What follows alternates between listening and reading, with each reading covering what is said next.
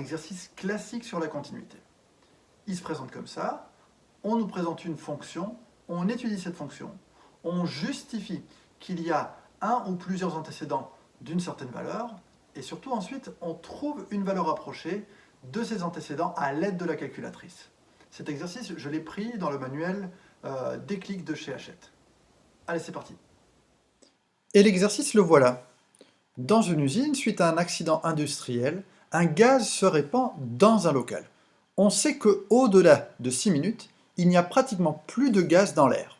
On modélise l'évolution du taux de gaz dans l'air avec une fonction qu'on appelle f, définie sur l'intervalle 0,6 par cette formule. F de x est égal à 2 fois x exponentielle moins x, où x, c'est le temps en minutes écoulé depuis le début de l'accident.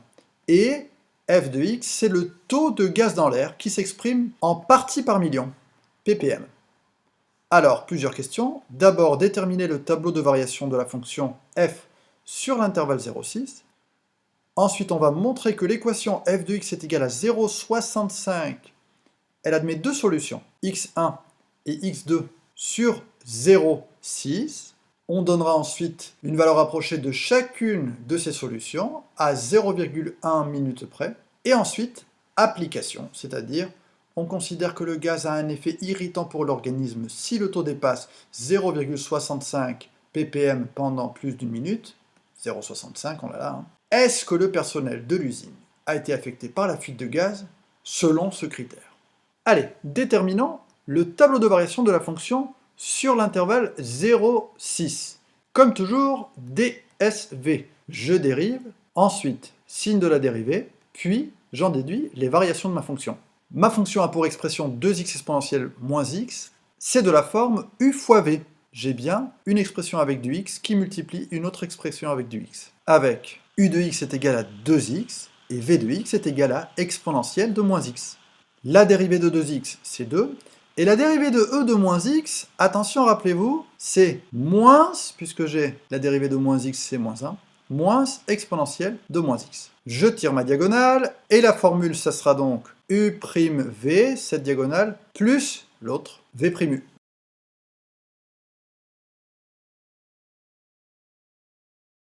C'est-à-dire 2 fois exponentielle moins x plus 2x fois moins exponentielle moins x. C'est-à-dire 2 exponentielle moins x moins 2x exponentielle moins x. Hein. J'avais le moins ici que je peux sortir.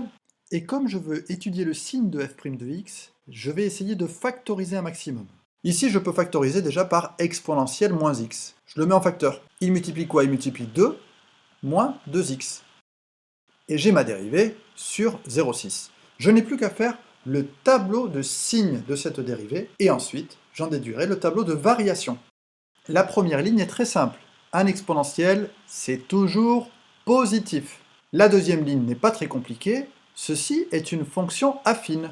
Donc, je la traite avec la méthode que je connais depuis la classe de seconde, c'est-à-dire, d'abord, je cherche sa frontière. Pour cela, j'écris quand est-ce que la fonction affine est égale à 0, et je résous cette toute petite équation. Moins 2x est égal à moins 2, donc x est égal à moins 2 divisé par moins 2, c'est-à-dire 1. Et je fais un petit schéma. Ma frontière, c'est 1, et comme devant le x, j'ai un nombre négatif, la droite qui correspond à cette fonction affine, c'est une droite qui descend. Moralité, il y a une frontière pour x égale à 1, ça fait 0, et le signe est positif avant et négatif après. J'effectue ensuite le signe du produit. Plus par plus, ça fait plus, et plus par moins, ça fait moins. Ma fonction est donc croissante, puis décroissante. Attention, je n'ai pas fini. Il faut compléter ce tableau de variation. On me demande le tableau de variation, donc il faut qu'il soit complet. Je dois calculer donc 3 images. L'image de 0, l'image de 1 et l'image de 6. Comme on est dans un exercice de maths appliquée, j'accepte que vous me mettiez des valeurs approchées lorsque ça tombe pas juste dans ce tableau. Bien sûr, on utilise la calculatrice, c'est-à-dire, en termes de rédaction, j'écris mon calcul, 2 fois 0 exponentielle moins 0, alors le premier tombe juste très vite, donc ça fait 0. Pour les autres, pour obtenir une valeur approchée, 2 fois 1 exponentielle moins 1, environ égal à combien? J'utilise la calculatrice. C'est-à-dire, je vais dans la partie fonction de ma calculatrice, peu importe le modèle, je rentre l'expression de ma fonction, 2x exponentielle moins x, et je vais faire des calculs à la demande dans un tableau de valeurs. L'image de 0, ça fait bien 0. L'image de 1 est égale à environ 0,74. Et l'image de 6, qui est égale à 2 fois 6 exponentielle moins 6. Donc ça, il faut quand même l'écrire. Et la valeur ici, je peux la lire directement à la calculatrice. En 6, j'obtiens 0,03 environ. Je complète mon tableau et j'ai répondu à la question. À la deuxième question, montrons que l'équation f de x est égale à 0,65 admet deux solutions sur l'intervalle 0,6. En fait, là, j'utilise ce qu'on appelle le théorème des valeurs intermédiaires, mais en termes de rédaction, je vais utiliser le tableau de variation que je viens de faire. La méthode, c'est je complète le tableau de variation et je fais une phrase pour répondre. Donc ici, la question, c'est montrer que f de x égale à 0,65 admet deux solutions. Autrement dit, montrer qu'il y a deux antécédents entre 0 et 6 pour 0,65.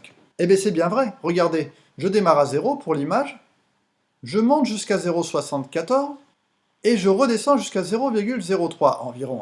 Mais ça veut dire que je suis passé deux fois par 0,65. Par là et par là. Donc qu'est-ce que je fais? Je complète, par exemple d'une autre couleur. Là, je suis passé une fois par 0,65.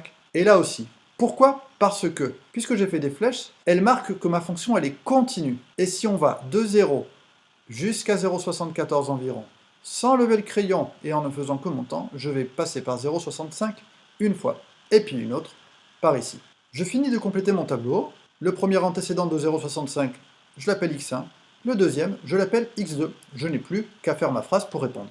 D'après le tableau de variation, f de x égale à 0,65 admet deux solutions.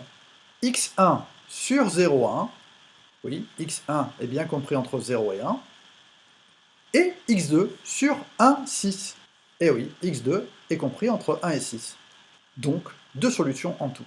J'ai montré qu'il y avait des solutions, qu'il existait des solutions, mais je n'ai pas dit combien elles valent environ.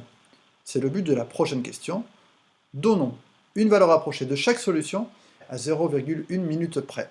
Je vais utiliser la calculatrice. Donc, normalement à ce stade, j'ai déjà rentré la formule dans la calculatrice. Ce que je vais faire, c'est faire des balayages de plus en plus précis. Donc d'abord, je vais balayer à l'unité près. Et ensuite à 0,1 près. Et peut-être que dans certains exercices, il faudra faire à 0,01 près. Je recherche d'abord une valeur approchée pour x1 et ensuite une valeur approchée pour x2. Alors regardez, x1, je sais qu'elle se trouve entre 0 et 1. Ok, parce que là j'ai 0 et là j'ai 0,74 environ. Donc j'ai dépassé 0,65. Donc ce que je fais, c'est un tableau de valeurs entre 0 et 1 avec un pas plus petit. Donc, je règle mon tableau, c'est différent pour chaque modèle, mais vous savez le faire, de 0 à 1, avec un pas de 0 à 1. Et voyons maintenant où est-ce que ça se passe. Donc regardez, là je ne l'ai pas encore dépassé, 0,53, là je ne l'ai pas encore dépassé, et là je l'ai dépassé. Donc ça se passe entre 0,5 et 0,6. J'écris les deux valeurs ici pour justifier. L'image de 0,5 c'est environ 0,606, essayons d'être assez précis. Et l'image de 0,6 c'est environ 0,659, si j'arrondis. Donc, quand on vous demande une valeur approchée, vous avez le droit de donner n'importe laquelle des deux, tant que je suis suffisamment près. Ici, quand même, j'ai l'impression que ça va être quand même plus près de 0,6. Donc donnez-moi celle qui semble être la plus près. La même chose pour la deuxième solution. Donc je reprends mon tableau, réglé par unité.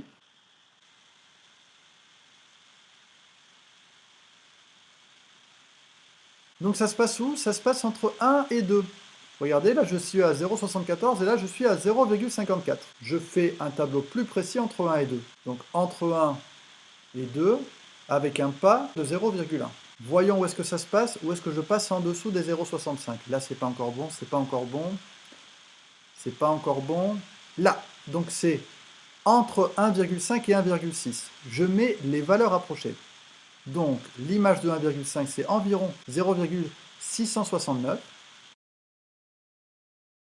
Et l'image de 1,6 c'est environ 0,646.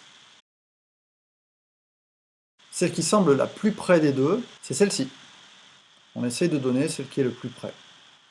Donc attention juste, hein, ce que je réponds c'est une valeur de x. Hein. Donc c'est bien parmi ces valeurs que je recherche pour répondre. Et parmi ces valeurs que je recherche pour répondre. Ce sont bien des valeurs de x que je recherche. Dernière question, c'est un exercice de maths appliquée, donc il y aura toujours une question dans le contexte. On considère que le gaz a un effet irritant pour l'organisme si le taux dépasse 0,65 pendant plus d'une minute. La question c'est est-ce que le personnel de l'usine a été affecté par la fuite de gaz selon ce critère. Donc est-ce que j'ai été au-dessus de 0,65 pendant plus d'une minute? Autrement dit, à 0 minute, la quantité de gaz augmente. Ici, ça commence à être dangereux pour l'organisme. À partir de ce moment-là, là c'est dangereux, hop, et puis là, ce n'est plus dangereux pour l'organisme, quand je suis en dessous des 0,65. Donc, ce qui m'intéresse, c'est cet intervalle. Cet intervalle de temps est un intervalle pendant lequel le personnel est exposé, et ma question c'est, est-ce que cet intervalle fait plus ou moins d'une minute? Les deux valeurs que j'ai obtenues sont 0,6 et 1,6. Je peux dire que le taux a dépassé 0,65 ppm entre 0,6 et 1,6 minutes. La durée totale d'exposition, elle est donc de 1,6 moins 0,6, c'est-à-dire une minute. C'est-à-dire, ce n'est pas plus d'une minute. Donc selon ce critère, le personnel n'a pas été affecté par la fuite. Enfin, c'était limite quand même. Hein. Et puis, surtout, on ne dira pas le personnel n'a pas été affecté, on dira toujours par rapport à ce critère. Hein. Quand on répond, ce sont par rapport à des valeurs objectives, donc ici on s'est fixé un seuil. Vous pourrez réutiliser cette méthode dans plein d'exercices sur la continuité. Allez, bon travail!